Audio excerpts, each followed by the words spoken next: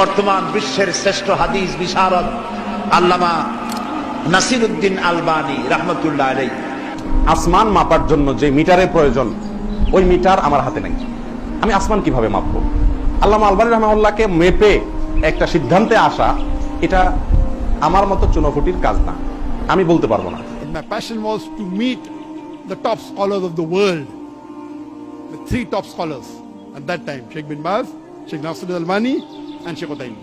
2 নম্বরে সারা পৃথিবীর বিশিষ্ট আলেম হচ্ছেন মুহাদ্দিস, বর্তমান যুগের অদ্বিতীয় মুহাদ্দিস আল্লামা ইমাম মুহাম্মদ নাসিরউদ্দিন আল আলবানী। 2 নম্বর কিছু আলেম তাকে দেখতে পায় না। সুবহানাল্লাহি ওয়া বিহামদিহি।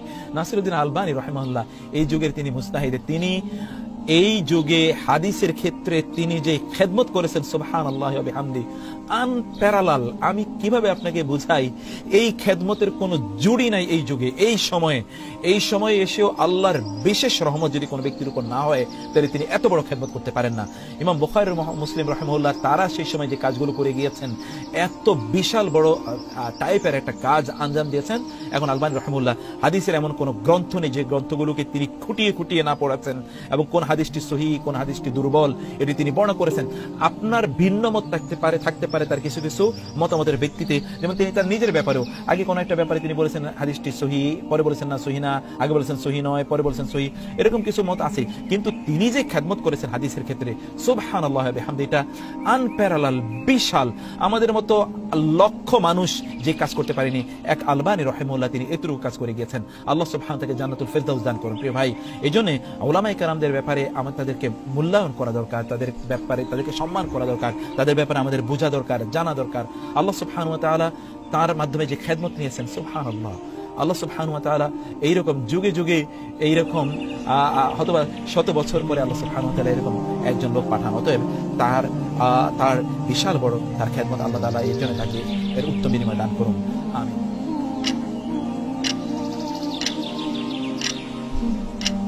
الإنسان يغضب لكنه يتماسك، والإنسان يتهرب. لا لا لا، هذه النقطة ننتهي منها أولا، وبعدين كان يقنعه. جاء رجل ملحد أو يدعي الغيب، علم الغيب، وقيل إن هناك الشيخ الألباني يكذبك أنك كذاب. قال أنت جاء عند الشيخ الألباني وقال أنت تريد أنت تكذبني؟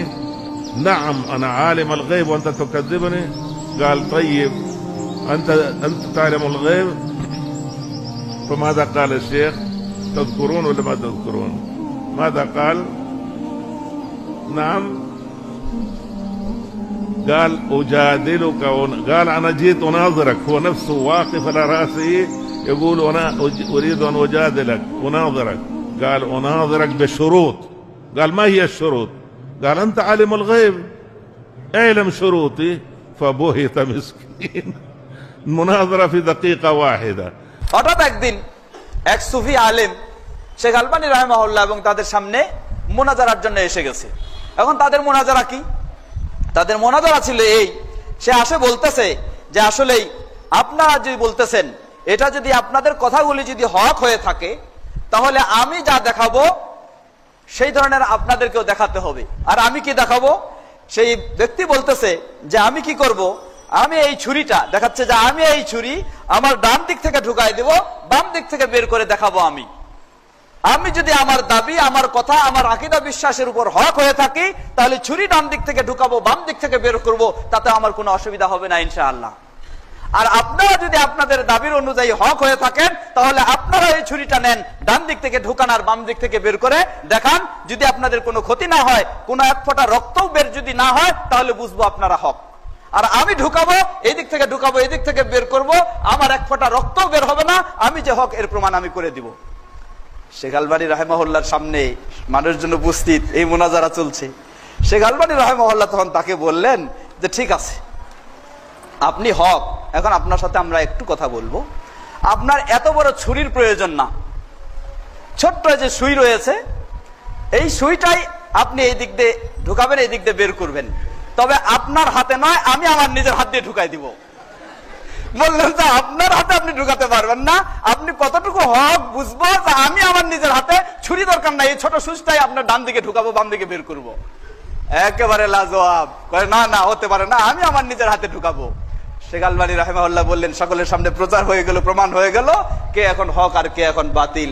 সে হলো জাদুকর, এই জাদুকর জাদু দেখায়, সে একদিক থেকে বের করবে আরেক দিক থেকে এই করবে, এইটা হলো তার ছিল জাদু।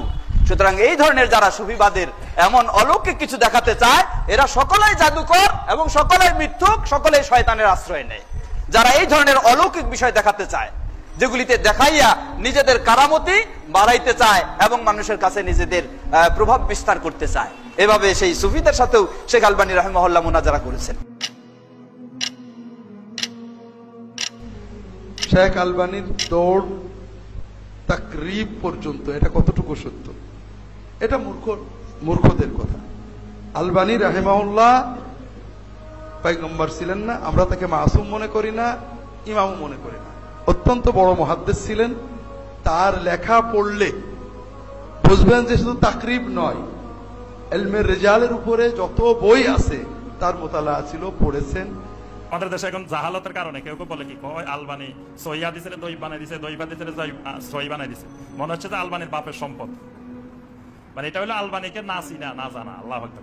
আলবানী কোন হাদিসকে নিজের থেকে সহিও বলেন না, দইফও বলেন না। আলবানীর আগে শত শত মুহাদ্দিস ওইটাকে সহি বলে গেছেন, দইফ বলে গেছেন। আলবানী খালি কথাগুলো এক জায়গায় একত্রিত করছেন। আগে এগুলো এলোমেলো ছিল বিভিন্ন জায়গায়, আলবানী সবগুলো আনি এক জায়গায় একত্রিত করছে। যেমন ধরেন তিরমিজির হাদিসগুলো কোনটা সহি লিজাতিহি, কোনটা সহি লিগাইরিহি, কোনটা হাসান লিজাতিহি, কোনটা হাসান লিগাইরিহি, কোনটা দইফ, কোনটা দইফ জিদ্দান, কোনটা মাউদু, এগুলা আলবানীর আগে শত শত মুহাদ্দিস বলে গেছে, কিন্তু বলে গেছে যে এক জায়গায় বলে নাই। ওই অমুক জায়গায় একটা বলছে, অমুক জায়গায় একটা বলছে, অমুক জায়গায় একটা বলছে। সাধারণ মানুষের জন্য ওগুলো খুঁজে বাইর করা, একটা খুঁজতে জীবন চলে যাবে। আলবানী রহমতুল্লাহ আলাইহি কি করছেন, ওই বিভিন্ন জায়গা থেকে খুঁজে খুঁজে এক জায়গায় নিয়ে আসছেন। কয় উনি গড়ির মেকার, গড়ির মেকার নাকি মুহাদ্দিস আছে। আচ্ছা আলহামদুলিল্লাহ, যদি উনি গড়ির মেকার এটা আমার জানা নেই, যদি গড়ির মেকারও হয় আলহামদুলিল্লাহ, এটা হালাল পেশা। গড়ি ঠিক করা কি হারাম নেই? গড়ি ঠিক করা তো হালাল পেশা। তো এটা তাবিজের ব্যবসার থেকে তো শতগুণ ভালো। যিনি বলতেছি যে এটা গড়ির মেকারে কি জানে, উনি তো তাবিজের ব্যবসায়ী, হারাম খাই। তার থেকে তো উনি গড়ির মেকার হলে আমার থেকে হাজার গুণ ভালো। উনি আল্লাহর নবীরা কামারের ব্যবসা করতো। কামার চিনেন নেই? কামার কারা? লোহার বানায়। দাউদ আলাইহিস সালামের মতো নবী এগুলা বানাইতেন। ইদ্রিস আলাইহিস সালামের মতো নবী টেইলার ছিলেন, কাপড় ছিলেন, দর্জি।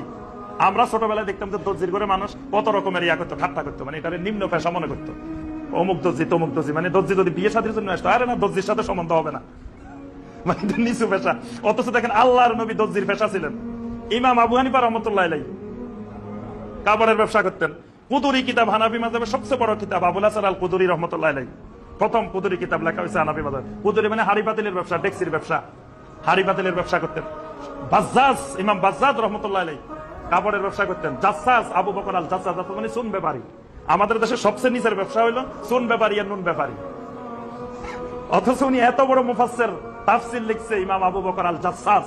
জাসাস মানে সুন ব্যবসায়ী, সুন ব্যাপারী। তাহলে সুন বেচা হালাল, কিন্তু তাবিজ বেচা হারাম। তা আমার তাবিজ বেচার থেকে তো তার সুন বেচা ভালো, তার গড়ির মেকার ভালো। উনি হালাল পেশা অবলম্বন করেন। আলবানী যে হাদিসকে সহি বা জয়ীফ বলেছেন, আপনারা ওই হাদিসকে সহি বা জয়ীফ বলেন, তাহলে আপনারা কি তাকে তাকলিদ করছেন না? জি না, আমরা কারো তাকলিদ করি না।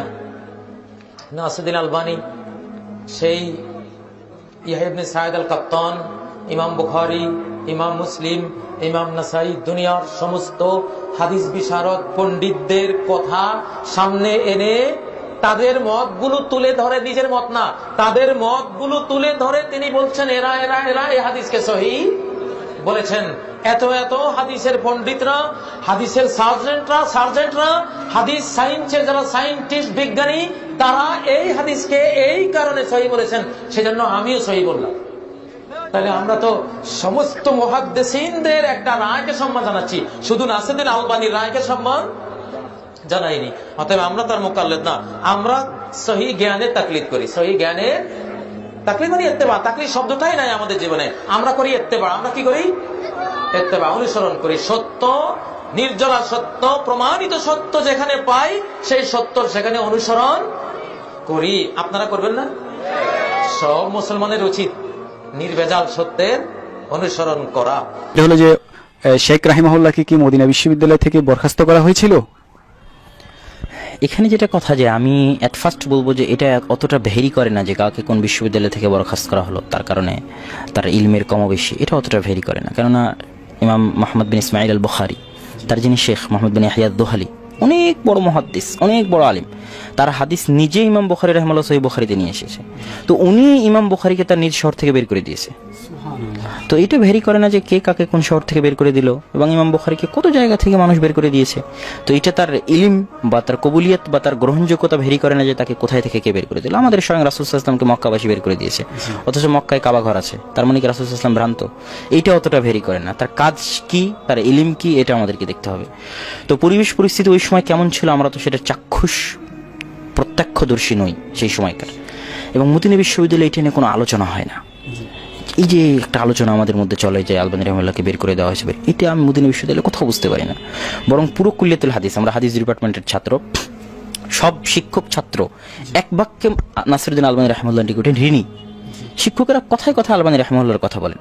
আমি আমার ওস্তাদ ডক্টর আওয়াদ আর রুয়াইসি, যিনি অনেক বড় টিচার হাদিস ডিপার্টমেন্টের, তাকে জিজ্ঞেস করেছিলাম নাসিরউদ্দিন আলবানী রাহিমাহুল্লাহ সম্পর্কে। উনি বলেছিলেন উনি মুজতাহিদ মুতলাক ফি ইলমিল হাদিস, হাদিস শাস্ত্রে উনি মানে বিনা প্রতিদ্বন্দ্বিতায় একজন মুজতাহিদ। তো কুল্লিয়াতুল হাদিসে এখনকার যে পরিবেশ, এখনকার যে অবস্থা, এটাকে বিশ্ববিদ্যালয়ে বলা হয় যে কুল্লিয়াতুল আলবানী। কুল্লিয়াতুল হাদিসকে বলা হয় যে কুল্লিয়াতুল আলবানী, মানে নাসিরউদ্দিন আলবানীর কুল্লিয়া, এবং এই ফ্যাকাল্টিটাকে ওই নামে নামায়িত করা হয়, নিসবত করা হয় ওইদিকে। তো এখনকার পরিবেশে ওটা আমাদের মাথাতেই আসে না, বা ওখানকার কোনো ছাত্র কোনো শিক্ষকের মাথাতেই আসে না যে এখান থেকে কাকে কি করা হয়েছিল। আর আমি ওই ইতিহাসের বিষয়ে অতটা ঘাটতেও যাই না, এবং আমার আগ্রহ নাই ওই বিষয়ে, বাকি আল্লাহ ভালো জানে। শেখ নাসিরউদ্দিন আলবানী রাহিমাহুল্লাহ কি ফকিহ ছিলেন? অনেক মাওলানারা বলেন তিনি নাকি মুহাদ্দিস ছিলেন, ফকিহ নন। ফকিহ এবং মুহাদ্দিসের মধ্যে পার্থক্য কি? এটা খুব দুর্ভাগ্যজনক একটা বিষয় যে আমরা প্রকৃত আলেমদের মধ্যে এই পার্থক্যটা করছি, যে এটা অসম্ভব যে একজন মুহাদ্দিস ফকিহ নন।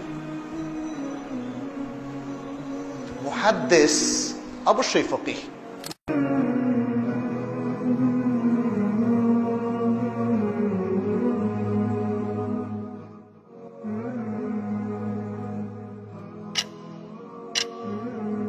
Imam al-Albani, may Allah have mercy upon him, one of the A'immat al-Dunya of our time, he used to cry when the people praise him, and he used to say, I'm just a seeker of knowledge.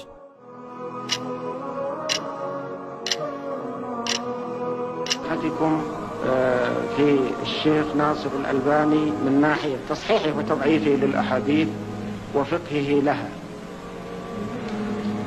ناصر الدين الألباني من خواص إخواننا المعروفين، قد عرفته قديما وهو من خيرة العلماء ومن أصحاب العقيدة الطيبة، وممن فرغ وقته في الحديث الشريف وخدمة السنة، فهو جدير بكل احترام وعناية شرعية، وهو جدير بأن ينتفع بكتبه ويستفاد منها، وأنا ممن يستفيد منها. قد طلعت كثيرا من كتبه، فهي كتب مفيدة، وهو أخ صالح وصاحب سنة وليس معصوما مثل غيره من العلماء، قد يصحح بعض الأحاديث ويخطئ، قد يضعف ويخطئ، لكن في الجملة الأغلب على عمله الطيب، الأغلب على عمله التصحيح والتضعيف هو الطيب والاستقامة، وهو الحمد لله من أهل السنة والجماعة. صدقنا الله وإياه الاستقامة وحسن الخاتمة، وكثر المسلمين من يشاكله في العلم والعمل والدعوة إلى الخير وخدمة السنة، والله المستعان.